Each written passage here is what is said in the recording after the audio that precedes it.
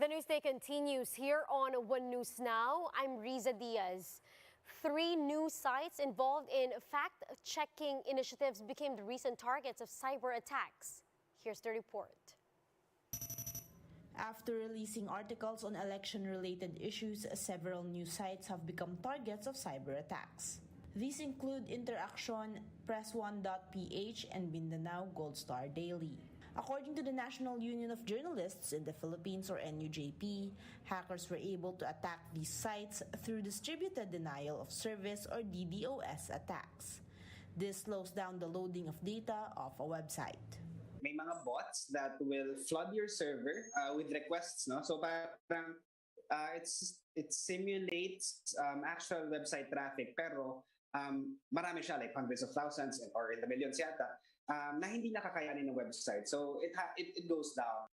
Starting December last year, around 15 news sites have reportedly been victims of cyber attacks. These include the Rappler website, ABS-CBN, CNN, Vera Files, and One News.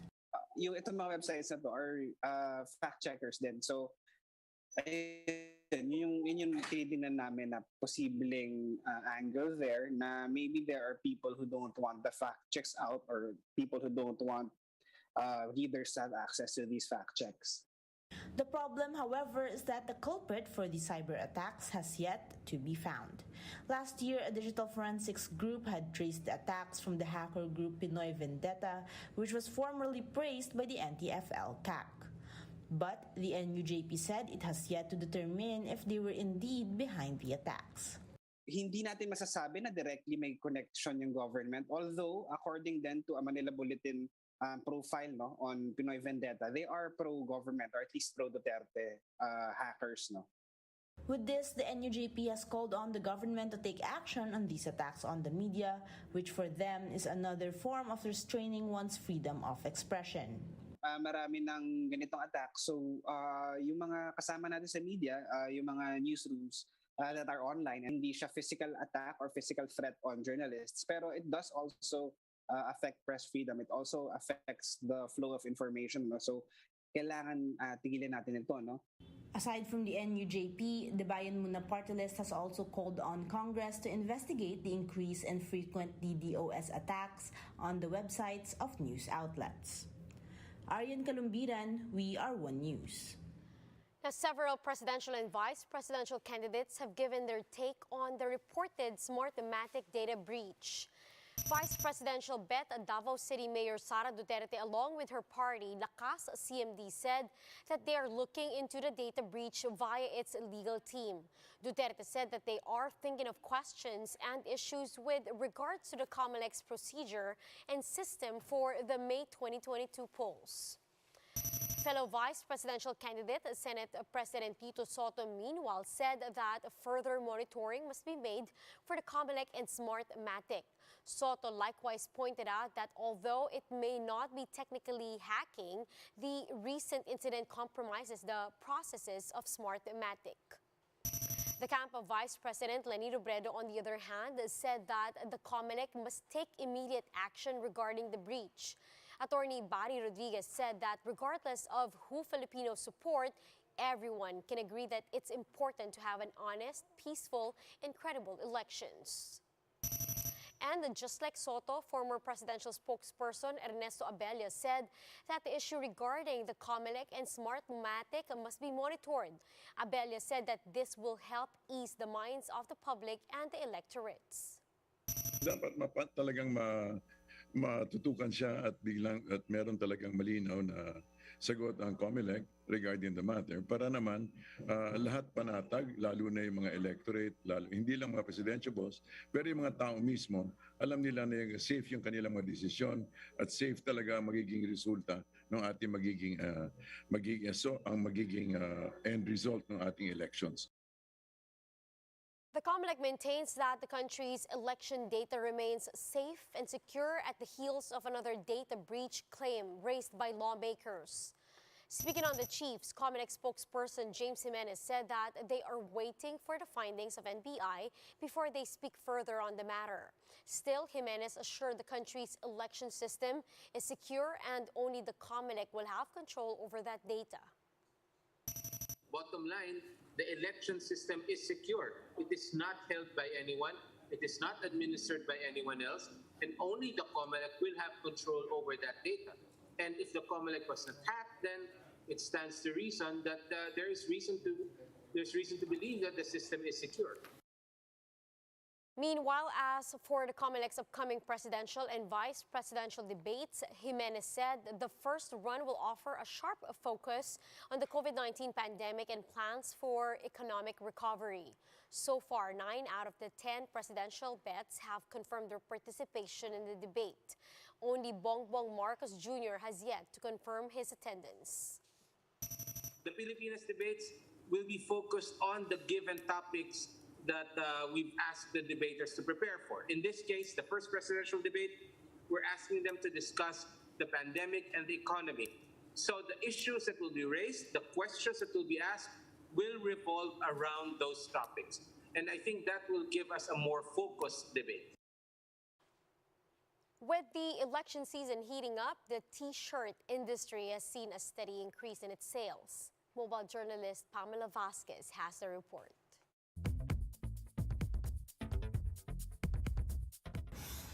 This T-shirt printing business in Taytay Rizal began operating in August last year.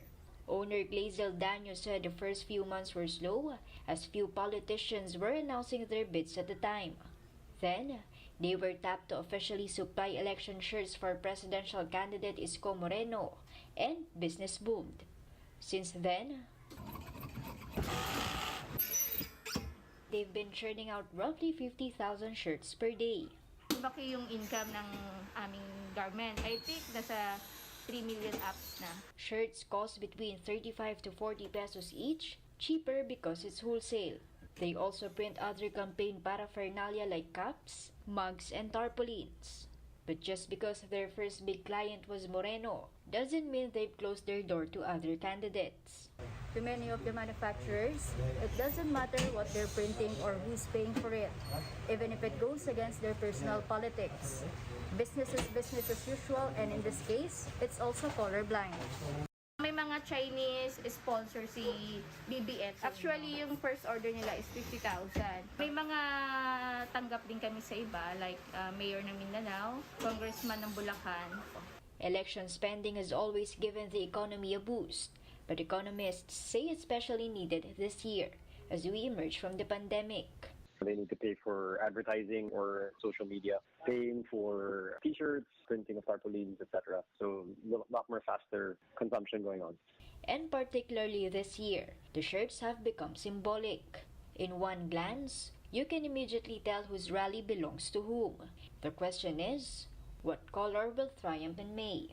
Mobile journalist Pamela Vasquez, We Are One News. We'll be back with more stories after the break. Keep it here on One News.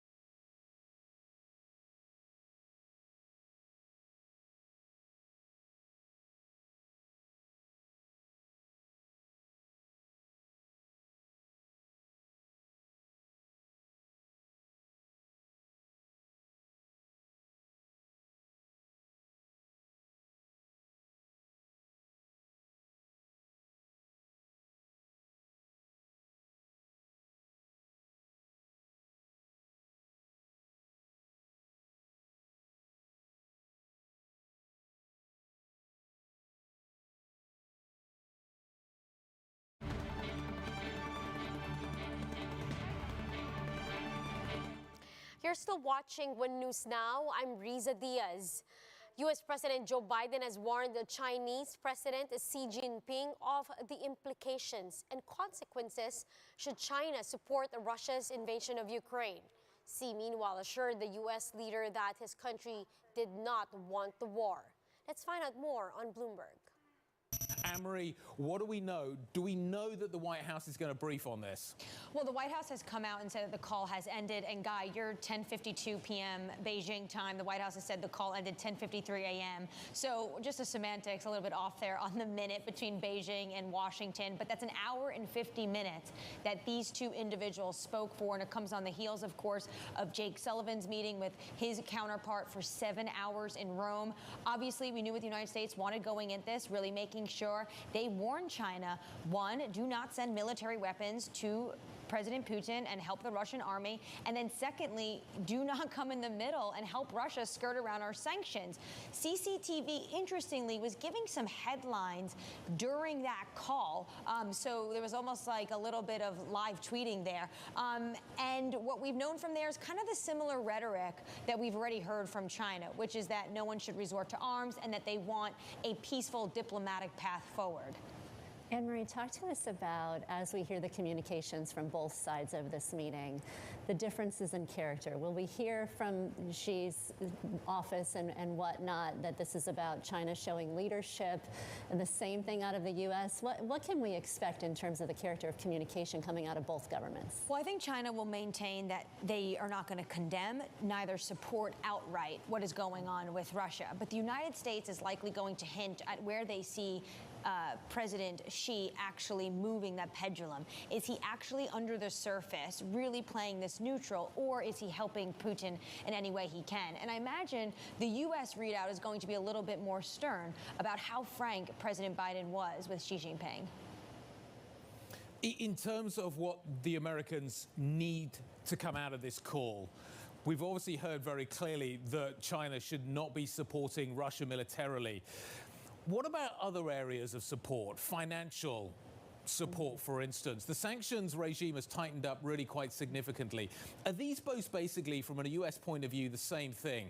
Any attempt to skirt sanctions, any attempt to arm or provide military assistance to Russia will basically be seen as the same thing? Yes, and the U.S. has already done that. They've publicly said this will impose costs on China. And if you're sitting in Beijing, who do you want to make sure you have a robust trade agreement that continues and economic relationships with? Is it Russia, or is it with the United States and Europe? It's very clear from a money perspective, and what matters to China in terms of trade is going to be making sure they stay a part of their Western relationships. It's not going to be the money they get from Russia. It just dwarfs. Their trade with Russia is so tiny comparatively to the European Union and the United States. Meanwhile, an online presidential library and oral history project on former President Fidel V. Ramos was launched to mark his 94th birthday yesterday. The FVR Presidential Library is the first of its kind in the country. Roberto de Ocampo, chair of the FVR Legacy Initiative and a former finance secretary in the Ramos cabinet, said the online library is a tribute not only to the former president but to the country's heroes as well. The online library is accessible in desktop and mobile formats. It will be the main repository of the body of works and significant materials generated throughout the public and private life of the former president from 1992 to 1998. And those are the top stories of the hour. Join us later again at 10:15 in the morning as we continue to monitor the day's biggest stories. You can also catch One News on Signal Play app. Register for a free account now at www.signalplay.com and stream One News live anytime, anywhere. I'm Riza Diaz. Mask on, wash hands, and stay safe, Philippines. We are One News.